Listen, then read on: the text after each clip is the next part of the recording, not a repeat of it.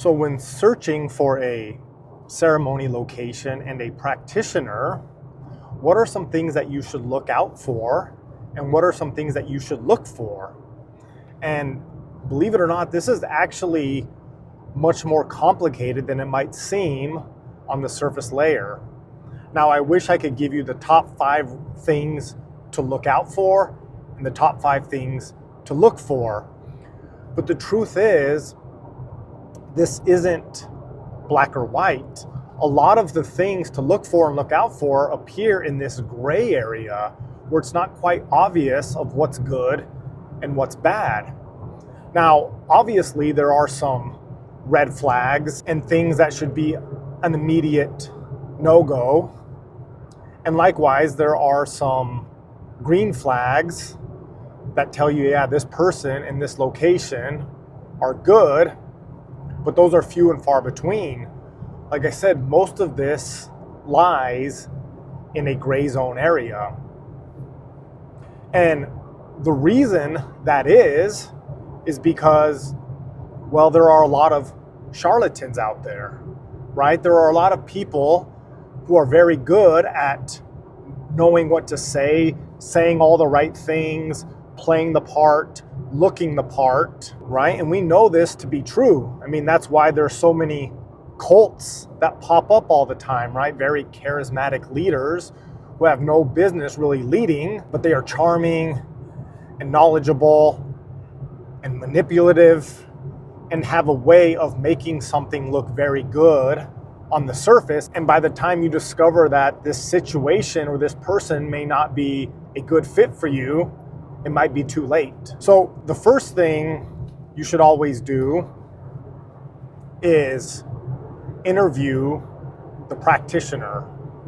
Now, if they refuse an interview, then that's obviously a red flag and I would not proceed any further.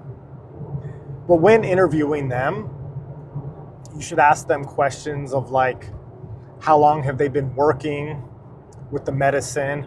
What is their experience in leading ceremonies? And an obvious red flag would be if they didn't have a good answer for their training or their experience. But on the flip side, everything they say, you also have to take with a grain of salt, because they can come up with any elaborate story of training and you really have no way of verifying any of this, because there's no certification process, which is actually not necessarily a bad thing.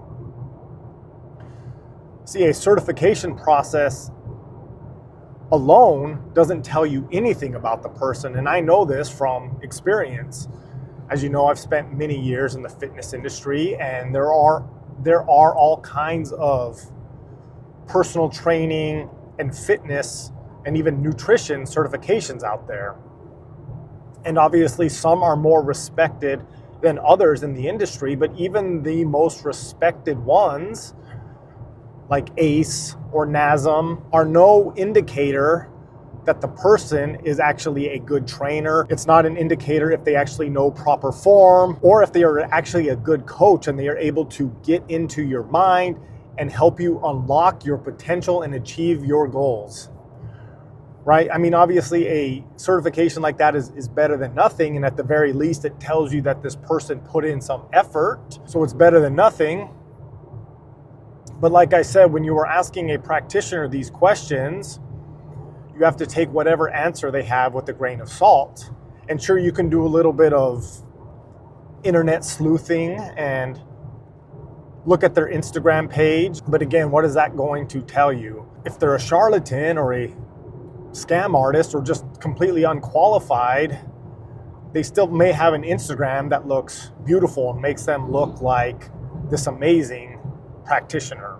The other question you should ask is, what does a typical ceremony look like? And this one's actually pretty good. Again, whatever answer they give you, you have to take with a grain of salt, but they should be able to say that this is what a very typical ceremony looks like, and there should be some structure around that ceremony.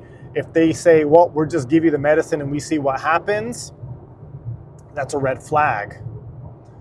Also, something to dig a little deeper in is what types of things are going on in the ceremony.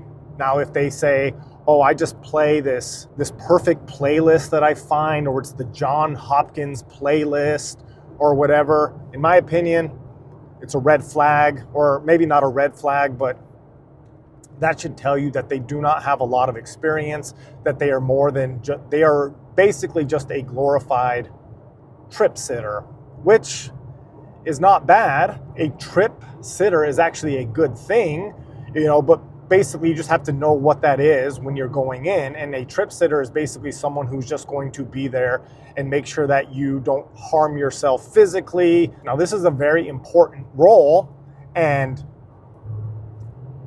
I think that people should use trip sitters, but a trip sitter is not a practitioner. They are not the same thing, but they may claim they're the same thing. A trip sitter does not have the ability to actually manage energies.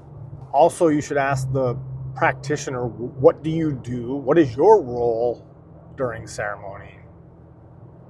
And this will give you a lot of insight into how they work and what their role is. This is probably just a personal preference, but if they say things like, oh, well, I'm going to be playing many different instruments throughout the ceremony, I would say that this is a very neutral thing.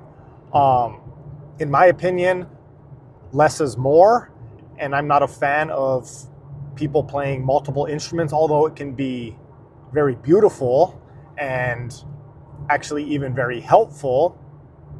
But you have to remember, I'm biased, and I'm coming to this from a role of a Shipibo style practitioner, where we are going into ceremony for a very specific reason, and that is to get work done, right? We are going in there to remove blockages that are preventing you from becoming better, and we are in there to transmute energies to help unlock your potential and help you become a better version of yourself, and essentially upgrade your physical, mental, and spiritual body. And while the songs that we sing can be very beautiful and very powerful, the reason we do that for one reason and one reason only, and that is to manage energy. A Shipibo style practitioner, at least a good one, is not singing for your entertainment. They're not putting on a concert. They are using their songs and their voice as a carrier of energetic vibration to bring in the power of the plants to help manage energies. But with that being said, there are a lot of very musically talented people out there, and people that just kind of sing for your entertainment and play various instruments to just keep the energy high and make it sound very pleasing on your ears. Like I said, that's a neutral thing. That's all personal preference. If that sounds good to you, by all means do it. It could be amazing, but it could also be annoying, right? Especially if the person is coming from more of an ego standpoint and using the ceremony as a way to have a captive audience and play their music for people. Another thing to ask is their dosing protocol. How do they come up with their dosing? This is very important, because some people will overdose you on purpose. And the reason is because they want to make sure you have a quote unquote psychedelic experience. So they give you probably more medicine than you need in hopes that you have this crazy and hopefully good experience, but an experience nonetheless, because that's going to make you think that these medicines and them as a practitioner are more powerful and more special than probably they really are.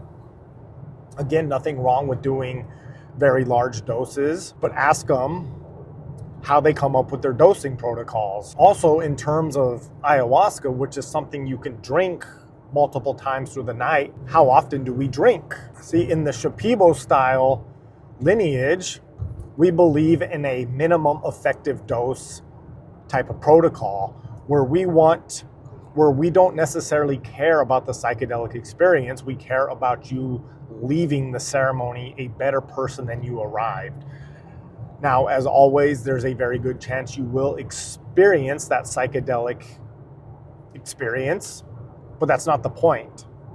The point is to get you into the space so that you can navigate it and dance with the medicine and put you in a space where you can ask questions and dialogue with the medicine and receive downloads. See, if you overdose and you go too deep, it can possibly be traumatic, or it may be cool, but you will get nothing out of it. Another thing when it comes to dosing is ask them about the medicine they use. I mean, I hear all kinds of crazy horror stories, and if they use any synthetics, that's a big red flag, and I would turn around and run the other way. I hear from more people than you might imagine who go to ayahuasca ceremonies, and at first they're given ayahuasca, I think, and then if it doesn't open, they're giving some sort of synthetic. I don't even know what this is. I probably should do some research on this, but honestly, I don't care, and I'm driving, right? So, but yeah, there's some synthetic ayahuasca out there. It's, I guess, obviously it has some sort of DMT, but a lot of practitioners are now giving this to people either instead of ayahuasca and claiming it's an ayahuasca ceremony and saying, here, drink this instead, or as a way to ensure people get into the space. So if they're using any types of synthetics, to me, very big red flag. So now let's talk about the gray area and what you can do. So the best thing you can do is use your intuition. Now, this is going to be easier said than done for some people, because some people's intuition is not very strong, but other people have very strong intuition, but we all have it. And if you think about your life and you think about times in the past when someone walked into a room and you had the weird feeling, your spidey senses started to tingle, and lo and behold, that person did something weird, or that person just ended up being a very creepy person, and you felt it long before they opened their mouth. So yeah, use your intuition. Interview them. Talk with them. Do they seem like a genuine person? Do they seem grounded? Now, this is very important, at least as far as I'm concerned, especially when it comes to the spiritual or energetic world, because there's a lot of people who are ungrounded in this space, and this space by its nature, right? Energy, the spirit world, it's ungrounded in nature. So you need a practitioner who's very grounded, who can keep you tethered so you don't lose yourself. So if they seem very airy and way too spiritual and don't seem to have grounded physical practices, again, use your intuition. In my opinion, I don't like working with people like that. I like to see people who are very grounded physically, who have a good grasp of the physical world. Maybe they exercise, maybe they work with their hands, they paint, they do something creative. Are they relatable? And look, I'm not relatable to everybody. I get it. Some people like me, some people don't, right? I'm not for everybody, but are they relatable to you? Do you feel a connection? So I think most of us are very good at detecting bullshit, right? And, and just as a reminder, this isn't just in the spiritual world. This is in everything, right? There are plumbers who are really good at their job, and there are plumbers who are essentially scam artists and who will rip you off. Same thing with doctors, personal trainers, you name it, right? So what this comes down to is building relationships and building trust. And I know that it's hard to do in a initial meeting with someone, but use those indicators. Do they seem trustworthy? Do they seem genuine? Do they seem like they are doing this work for the right reasons? I think the most important thing and the biggest takeaway from this video and this message is that not all practitioners are created equal. Not all ceremonies are created equal. And we have to remember this is just the reality of the world we lived in, just like I used the example of a plumber or an electrician, that there's a plumber or an electrician out there who will do very good work and give you a fair price for the job they did. And there's someone who will take advantage of you. We know this. And the same thing applies in the spiritual or medicine world. So do some research, interview the practitioners, and use your judgment. Like I said, this is important for everything. Our intuition is extremely powerful. So you should, in addition to using your intuition to help you find a good ceremony location, you should be doing things to help enhance your intuition anyway. Right? Because there's just going to be times that you come to a fork in the road. Which way do I go, left or right? Well, what does your intuition say? Right? You're going to get into a new relationship with someone. What does your intuition say about this person? Our intuition is very powerful, but for many of us, it's a muscle that has become very weak.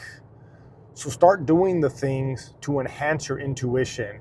And when the stronger your intuition becomes, the more often than not, you find yourself meeting the right people, walking the right path, and having the world unfold for you in the best possible way. So anyway, that's all I got. See you on the other side.